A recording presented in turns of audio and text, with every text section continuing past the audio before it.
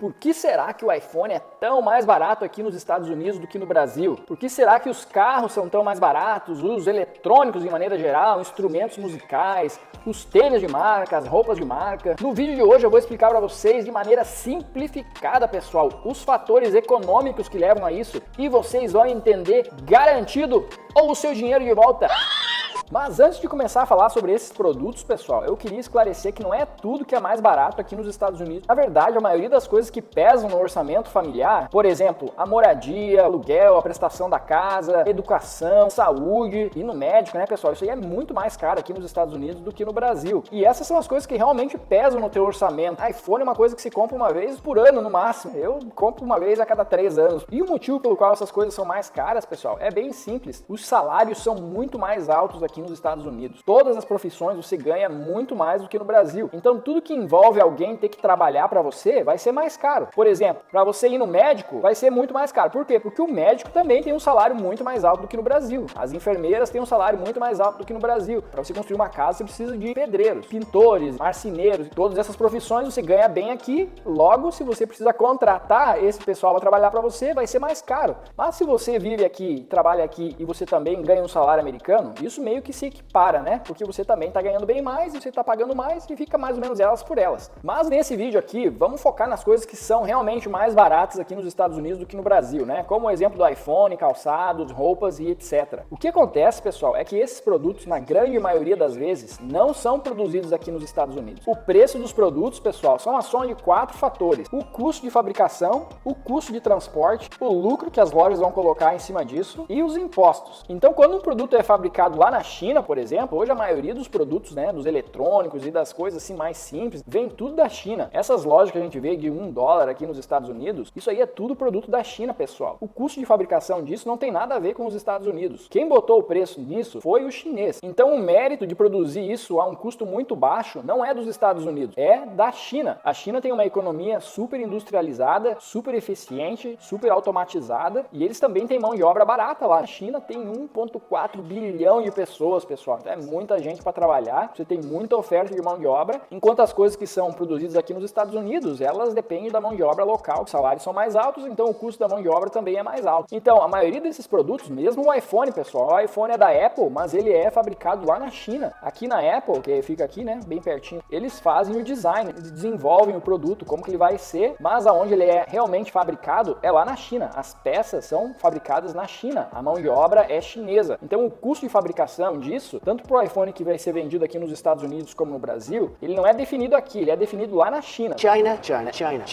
Que loucura! Aí em cima disso vai ter o transporte, e isso vale para qualquer produto, pessoal, para as roupas, para tudo isso que é fabricado em outro país. O custo inicial é definido lá naquele país, de acordo com a produtividade, com os custos de mão de obra naquele país, mas o transporte para ele chegar até aqui, né, que é mais ou menos parecido, porque a distância da China para os Estados Unidos e para o Brasil é parecida, e em cima disso daí vem o lucro das lojas. Aqui nos Estados Unidos é muito competitivo, tem muitas lojas, a competição é muito alta, então o lucro que as lojas exercem sobre os produtos acaba sendo um pouco mais baixo do que no Brasil, porque existe mais concorrência e com isso mais eficiência. Mas o que realmente faz a diferença, pessoal, são os impostos. Aqui nos Estados Unidos, quase todos esses produtos têm 0 imposto de importação. E também os impostos que os Estados Unidos praticam aqui são mais baixos para venda. Os Estados Unidos focam mais no imposto de renda, enquanto o Brasil foca mais em imposto sobre circulação de produtos e serviços, né? Por exemplo, o ICMS. Então, tanto o imposto sobre a venda como o imposto de importação é bem mais alto no Brasil. Mas o principal é o imposto de importação, pessoal. Aqui não tem imposto de importação. Então, você pode trazer qualquer coisa da China aqui e a maioria dos produtos você não paga nada. Ou paga bem pouquinho de importação, enquanto no Brasil é bem alto. E por que isso acontece? É só porque no Brasil os políticos são sem vergonha, corruptos, são ladrões. Não é só por isso. Existem 2 razões econômicas bem claras pela qual o Brasil precisa colocar imposto de importação sobre as coisas e os Estados Unidos não precisam. A primeira delas é proteger a indústria nacional. Aqui nos Estados Unidos não tem mais indústria produzindo manufaturados, muito pouco, roupas, calçados, essas coisas. We're going to bring back made in the USA. And we're going to have a lot of jobs come back. We're going to have a lot of jobs. Enquanto o Brasil é muito protecionista. O Brasil, ele não tem assim uma política tão liberal quanto os Estados Unidos. Política liberal, ela pensa mais ou menos assim, ó, não tem essa de imposto de importação, de proteger a indústria nacional. Se tiver que quebrar, quebra, e aí a gente vai começar a trabalhar em alguma coisa que a gente seja mais competitivo. Então, o que encarece as coisas no Brasil é o fato de que a gente não adotou até hoje o livre mercado.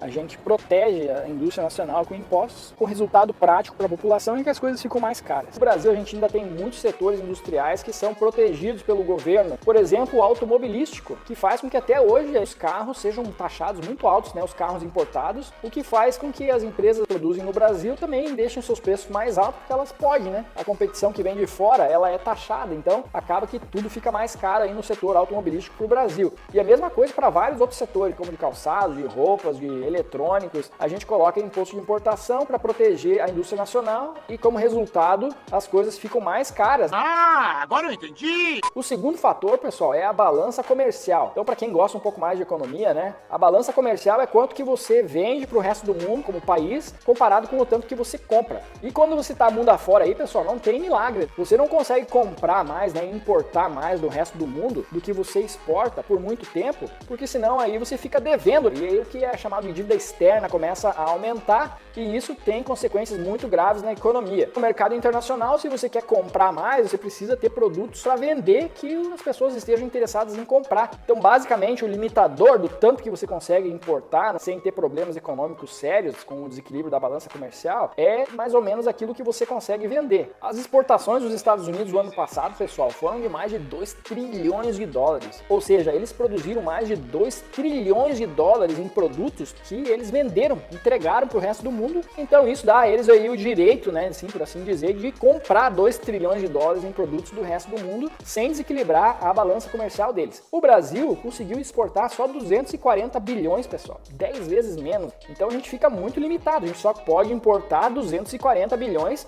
sem gerar problema de dívida externa. A dívida externa é quando você fica devendo em moeda estrangeira para o resto do mundo e isso daí desvaloriza a sua moeda, causa inflação, causa problemas gravíssimos na economia. Se você não consegue exportar produtos na mesma quantidade do que você quer importar, você precisa colocar taxas de importação, porque aí os produtos dos outros países ficam mais caros e diminui o tanto que as pessoas estão comprando, né? E isso equilibra a balança. Então o governo ele tem que olhar isso. Ele não pode simplesmente decidir, vamos botar tudo em zero. Se o governo fizesse isso, os produtos importados ficariam todos bem baratos, assim como é aqui nos Estados Unidos. Pessoas passariam a comprar muito mais, as importações do país aumentariam e aí como a gente não consegue exportar na mesma proporção, isso acarreta aí na dívida externa e problemas para a economia. E aí você pode estar se perguntando, não, peraí, tem alguma coisa errada, porque na verdade os Estados Unidos eles operam em déficit na balança comercial deles, ou seja, eles importam muito mais, eles compram muito mais do exterior do que eles vendem. Então por que a dívida externa não arrebenta com os Estados Unidos, como você falou que aconteceria com o Brasil? Bom pessoal, aí tem um fator que entra na jogada que é o dólar. O dólar é a moeda usada como reserva internacional por todos os países e é também a moeda usada para fazer negócio internacionalmente, né? Então isso dá uma vantagem muito grande para os Estados Unidos, pessoal, e eu vou explicar por quê. Se uma empresa brasileira quer comprar alguma coisa da China ou de qualquer outro país do mundo, esse pagamento não vai ser feito em real, vai ser feito em dólar. Então a empresa brasileira compra, o banco vai pegar o pagamento em real e comprar dólares. Nessa operação, o real desvalorizou e o dólar valorizou. Quando você faz isso desproporcionalmente com a operação inversa, né, que é quando você está exportando, a sua moeda começa a desvalorizar e aí os produtos importados automaticamente começam a ficar mais caros, né, porque a sua moeda desvalorizou. Por exemplo, quando o real foi de 3 a 5, tudo que é importado ficou mais caro no Brasil, como o iPhone, por exemplo. Já os Estados Unidos, eles têm o dólar, que é a moeda internacional. Então eles não têm que fazer essa operação de vender a moeda deles para comprar uma moeda estrangeira para fazer um pagamento internacional.